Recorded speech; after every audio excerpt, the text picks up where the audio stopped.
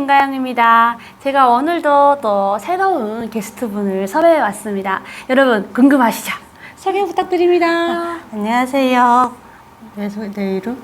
언니 소개 얘기해. 언니 이름, 그다음에 뭐 하고 싶은 얘기. 너무 준비 없이 들어간 거 아니야? 아 괜찮아. 자연스러운. 안녕하세요. 고민지라고 합니다. 가영이랑 같이 탈북했고요. 지금까지 쭉 좋은 인연 만들어가고 있습니다. 오늘 출연하신 게스트분은요, 좀 전에 탈북을 같이 했다고 했잖아요. 특별한 분이십니다. 왜냐면요, 저희가 탈북하면 가장 어렵고 힘들고 정말 다시는 경험하고 싶지 않은 그런 순간이잖아요.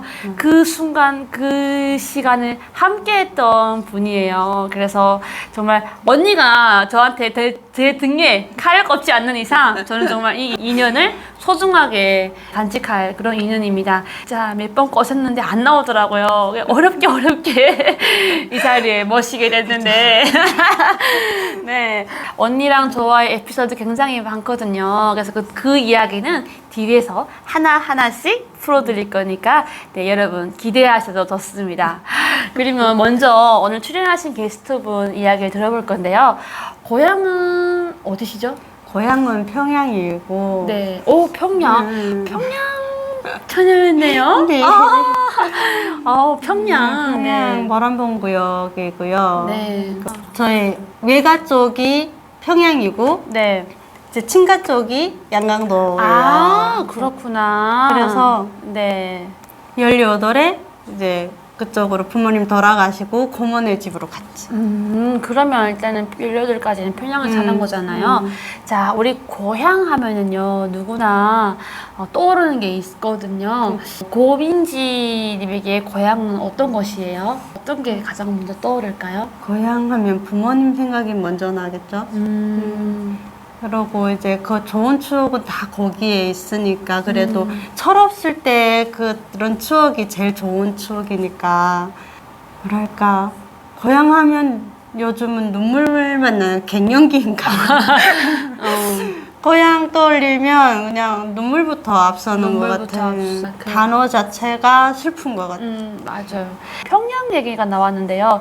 평양 어땠어요? 평양에서 어린 시절을 보냈을 때? 저는 이제 군부대 자택에서 자라가지고 친구도 별로 없고 그러니까 군부대 자택에서 자는 자녀들은 다 공감할 거예요. 거기는 그러니까 또래 친구들이 많이 없거든요. 그렇지. 그래서 학교도 이제 기사 아저씨가 태워다 주면 갔다가 저 때는 오전 오반 해가지고 오전에 이제 학교 갔다가 남들은 막 거기 동네에서 사니까 막 뛰어놀고 뭐 제기차기도 하고 뭐 띰뛰기도 하고 노는데 저는 이제 잡혀 들어가야 되는 거죠. 그렇지. 초등학교 3학년 때 여기서는 초등학교라고 하잖아요. 우리는 인민학교고. 그렇죠.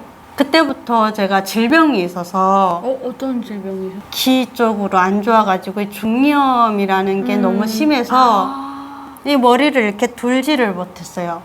예, 듣는 거는 다 들었는데 그때까지만 해도 이제 듣는 데는 지장이 없었는데 네, 고개를 네, 돌지를 못하고 이러니까 한 학기에 반은 병원 가서 살았어요.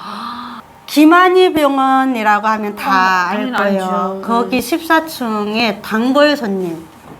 아버님이 군간하셨던 것 같은데 생활 형편은 괜찮았나요? 생활 형편은 괜찮았죠. 고난의 행군이 뭔지 이제 몰라서 이제 저는 한국 와서 너무 많이 알게 됐어요. 고난의 행군을 모르고 살다 보니까 그 사람들에 대한 공감을 많이 못해서 욕도 많이 먹었어요. 그렇죠. 욕 많이 먹죠. 왜 그러면 평양에 계실 때 아버님이 군간이셨으니까 생활 형편도 괜찮았는데 근데 왜 18살에 부모님이 돌아가시게 된 거예요? 그러니까 사고를 당하셨는데 그날도 이제 행사를 갔다 오시다가 엄마도 이제 행사 그 군부대에는 행사를 많이 하잖아요. 그러니까 갔다 오시다가 이제 사고를 났는데 그래서 최근까지도 내가 빈집에 혼자 들어가는 게 무섭고 잠을 못 들었어요. 그때 그 트라우마 때문에? 누가 친구라던가 누가 와서 옆에서 같이 자다가 말없이 가면 그때 놀라서 깨면 몇 날 며칠 잠을 못 잤거든요. 그러니까 부모님이 나갈 때 말을 안 하고 조용히 자는 날 놔두고 조용히 나갔다가 그 일을 당하셔가지고 북한은 도로가 안 좋잖아요. 그렇죠. 그러니까 이제 차가 걸렸는데 5분이 타고 계셨는데 그 자리에 5분 다 돌아가신 거예요. 어머머머. 그 자리에 어머님과 아버님 아빠 같이. 다 거기에 있었고 그래서 저녁에 오후 한 3시쯤 그 기억까지 나요. 3시쯤 됐는데 이제 와가지고 가자 해서 마음의 준비를 해라 뭐 하면서 갔는데 이제 다 씌워져 있는 거 보고 제가 기절해서 못 일어나가지고 장례를 어떻게 치렀는지도 모르겠고 조금 정신이 들어서 보니까 고모네 집에 와 있더라고요. 어머머머. 근데 고모네 집에 와 있는데 제가 말을 못 하겠는 거예요. 이게 말이 안 나가는 거예요. 저 그 경험 진짜 알아요. 말이 안 나. 말이 이게 답답한데 나가질 않으니까 그 상태로 1년 가까이 그렇게 꽤 있었다고. 오래 갔네. 근데 이제 저희 사촌 오빠가 이제 그 무렵에 고모 아들인 거죠? 고모 아들이 그 무렵에 이제 감정제대라고 하죠. 군대 나갔다가 이제 다쳐가지고 들어왔는데 그 오빠가 이제 많이 도와줬죠. 도와줬어요. 그러면요, 지금 부모님이 그 사고 나시게 된 원인이 있을 것 같은데요. 거기는 음주를 하잖아요. 그러니까 기사가 음주운전 했구나. 음주를 했나 봐요. 또 그런데다가 도로도 겨울이니까 빙판에 빙판에 12월은 기억하기 싫어서 안 하고 있는데 그러면 북한의 도로가 워낙 열악하더군요. 여러분들은 그 우리 한국에 와서 많은 탈북민들이 도로를 보고서 감탄을 하는 이유가 하죠. 예, 도로를 보면은 진짜 누구도 그냥 감탄 안 할 수밖에 없거든요. 북한의 도로는 1차선이에요, 대부분이. 2차선이 있는 도로가 특히 고속도로가 북한에 없기 때문에 하나 정말, 있죠. 남포고속도로. 그건 정말 유일한 하나뿐인데 이 도로가 1차선인데 정말 벼랑 끝이거든요. 떨어지면 바로 벼랑이에요. 그냥 바로 그러다 보니까 정말 겨울에는 운전자들이 정말 정신을 딱 집중해가지고 운전을 하는데 또 거기에 음주운전까지 하셨으니까 그 행사다 보니까 아마 이제 한잔 한잔 하셨겠죠. 반주 정도 아마 많이는 안 쓰실 거예요. 운전자라서. 이제 워낙 열악하다 보니까 빙판에 걸렀는데 저는 이제 그 아빠 머리가 이제 한 걸 보고 그 자리에서 이제 근데 그걸 왜 보여주냐. 그래서 이제 얘기를 잘 안 하거든요. 저도 처음 들었어요, 이 얘기를. 언니가 탈북하면서 부모님에 대해서 여쭤보면 그냥 돌아가셨다. 어머니는 뭐 중국에 가셨다. 어머니는 이렇게 얘기했거든요. 그래서 저는 그러니까 아까 항상 제 머릿속에는 엄마 아빠가 살아있다. 그러면 엄마만은 살아있다 생각해서 어디 가서 어머니까지 다 돌아가셨다는 얘기를 안 했거든요. 그러니까 아마 우리 같은 기수분들은 이거 보시면 제 엄마 살아있다고 했는데 이렇게 오해하실 수도 있거든요. 언니가 항상 엄마는 살아있는데 중국 가가지고 소식이 없다 뭐 이렇게 맞아. 얘기했어가지고 저도 지금 처음 이 얘기를 들었거든요. 이모거든요. 저희 이모가 행방불명돼서 이모를 얘기를 엄마로 언니가 얘기한 거구나. 부모님이 그렇게 돌아가실 때 18살이니까 거의 한국 물어보면 청소년인데 북한에서는 성인을 하니까 아마도 그 부모님이 그 마지막 모습을 보여주신 것 같은데 정말 언니가 트라우마로 남아있을 것 같고 그 기억을 하고 있고 싶어서 아마도 언니가 부모님 살아계신다고 했을 것 같아요. 그러니까 언니도 참 우리 탈북민들 있잖아요. 이게 한 명 한 명 보면은 정말 상처가 없는 사람이 없는 것 같아. 다 하나같이 상처가 있고 그냥 여기 가슴 파헤치면 상처 투성이야 그냥. 근데 겉으로는 이렇게 다 웃고 지내고 활발하고 씩씩하고 참 대단한 사람들인 것 같아. 언니도 너무 대단하다. 그 가정을 딛고 이겨냈다는 게 너무 대단하고 이게 그 부모님이 돌아가시고 언니가 아까 이게 말을 못했다는 거는 정말 나는 공감하거든. 이게 먼저는 말하고 싶지 않아. 아무 생각도 안 나. 그냥 멍 때리고 있는 거지 처음에는. 그러다가 점점 더 심각해지는 거지. 그러니까 여기서 말하는 그 대인기피증이라고 할까? 방구석에서 나오지 맞아. 않고 1년 가까이를 그렇게 지냈던 거. 다행히도 사촌 오빠 덕분에 그 가정을 깨고 어떻게 보면 지금의 이렇게 밝은 모습이 된 거잖아요. 그러면 북한에 계실 때 평양에서 18살까지 정말 곱게 고난의 행군도 모를 정도로 곱게 자라다가 부모님이 돌아가시고 그 사고로 양강도에 거머집에 내려온 거잖아요. 그러면 18살부터는 어떤 일을 하시게 된 거예요? 1년을 그렇게 보내고 네, 20살 나는 해 이제 보육원 양성반이라고 하죠. 있죠, 네. 그 1년짜리가 있잖아요. 그거 졸업했으니까 이제 보육교사 여기서는 어린이집. 고향에서는 타가소라고 맞아요. 하는데 여기서는 어린이집이라고 거기서 이제 일을 했죠. 저랑은 또 다르거든요. 저는 유치원이었고 언니는 어린이집 교사였는데 그러면 보육교사 하면서 가장 기억에 남았던 가장 기억에 남았던 네. 그러니까 우리는 그 애들 미움이 그러니까 잘 사는 집 못 사는 집 너무 티가 나잖아요. 북한에서는 너무 진짜 막 차이가 천차만별이니까 그리고 선생님들도 이제 좀 돈 있는 집 애들은 이뻐해주고 그렇지. 지금 생각하면 너무 미안하지 너무 뭐. 미안하지. 근데 거기서 여기서 말하는 기저귀가 아니고 천기저귀고 막 그 기저귀 가방부터 다 차이가 나니까 그럼 그 기저귀는 선생님이 빠는 거예요? 아니죠. 이렇게 담아서 엄마가? 넣으면 이제 저녁에 엄마들이 데리러 가고. 근데 제일 충격적인 거는 2시간에 한 번씩 엄마들이 모유수유하러 뛰어온다는 거예요.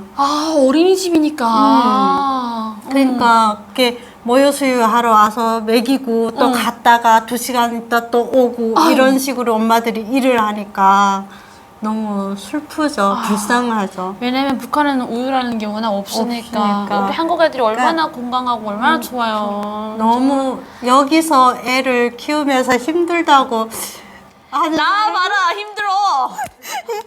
고향에서 말하면 진짜 이거는 힘든 것도 아닌데. 그렇지. 복 속에 복을 모른다고. 속에 복을. 이렇게 좋은 세상을 두고 육아가 힘들다가 하면 어떻게 하냐고. 맞아. 그런데 이사에서 키우다 보면 또 힘들어요. 그리고 사람이 그 어려웠던 거는 또 잊게 되기 때문에 지금이 가장 힘든 순간이에요. 그러면 북한에서 약간 미움 얘기했는데 미움을 쌓아온 거예요? 미움을 쌓으면 이제 좀 잘 사는 집은 찹쌀 미움을 해서 그리고 또 중상층은 이제 쌀 미움을 하는데 이제 그 아래로 가면 보리 미움 이렇게 보리도 미움하는구나. 옥수수로도 미움을 써가지고 오고 이러거든요. 선생님들 식사가 나왔어요? 아니죠. 우리도 도시락 싸갖고 다니. 도시락 싸갖고. 어디 거기서 뭐 해먹을 것도 없고 거기 양강도 감자가 많잖아요. 맞아요. 그러니까 가을철이나 뭐 이럴 때 되면 이제 선생님들이 각자 집에서 뭐 감자 같은 거 쪄오거나 그게 또 시설이 주방 시설이 있어요. 있으니까. 거기서 이제 쪄먹거나 그런 식. 그럼 선생님도 월급도 없이 당연히. 월급은 뭐 있긴 있는데 구경을 못 해봤죠. 그렇죠. 무보수 노동? 무보수 했던 거죠. 네. 보육교사는 얼마간 일하신 거예요? 2년 정도 되게 이런 오, 거죠. 2년 정도 하셨구나. 이렇게 하시다가 탈북을 결심한 계기가 있을 것 같아요. 탈북을 계기한 거는 이제 제가 보이부 구르장에 들어간 적이 있어요. 아유, 왜? 그래서 못 모르고 이제 심부름을 좀 했는데 그 심부름이 잘못됐던 거예요. 어떤 심부름 들었는데요? 도면 같은 거 이게 그림을 하나 저한테 줘서 누구한테 전달을 해달라 해가지고 그거를 가지고 가던 도중에 잡힌 거예요. 근데 그게 저도 몰랐는데 그게 고려청자라는 국보래요. 아이고. 근데 단순한 그림인 줄 알고 가지고 갔는데 그게 국보라고 하니 말도 안 돼. 난 모른다. 거기서 모른다고 하면은 없는 말도 맞다고 할 때까지 고문을 하는 데잖아요. 그러다 보니까 20일을 고문을 받았는데 이 치아가 나가서 저지 2대 치아 한 거거든요. 여기 북한에서 나간 거예요? 맞아서? 맞아서 구두발에. 그러니까 구두발에? 네, 그게 보이부 그루장이라는 데 들어가면 개구멍이 있어요. 그래서 몇 번 하고 부르면은 엉덩이부터 이렇게 나가야 돼요. 너무 그런 게- 작아서 구멍이? 아니요. 그러면? 그게 아니라 마주 볼 수가 없어요. 그 교관, 여기서는 교관이라고 하죠. 거기서는 개호라고 하잖아요. 네네. 그 개호들을 이렇게 마주를 보면 안 돼요. 왜요? 그것도 저도 모르죠. 처음 들어가 봤으니까. 그래서 오히려 엉덩이부터 보는 것보다 얼굴부터 보는 게 더 기분이 좋을 것 같은데. 그러니까 근데 이제 그 개구멍으로 제가 들어갔던 데는 무산 직교서라는 데인데 그래서 거기를 이제 나가는데 네. 모르니까 이제 앞으로 이렇게 나가는 순간에 발로 차는 거예요. 그래서 얼굴이 이제 엉망됐겠죠. 거기로 누가 대가리부터 나오라고 했냐. 아, 언니는 모르니까 처음 들어갔으니 모르니까 얼굴부터 나갔는데 그게 허송허송 돼가지고 양강도까지 오는 데까지 20일을 걸린 거예요.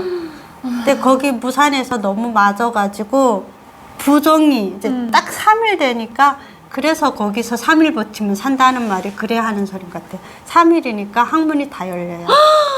내가 뭐 싸고 있는지도 모르고 다 열리고 맞아서 살이 다 새까맣게 온몸이 멍이 드는데 툭 터치를 하면 진물이 나요. 이거를 누구한테 갖다 주냐? 그 누구라는 사람을 대라고 하는데 근데 언니 준 사람이 누구예요?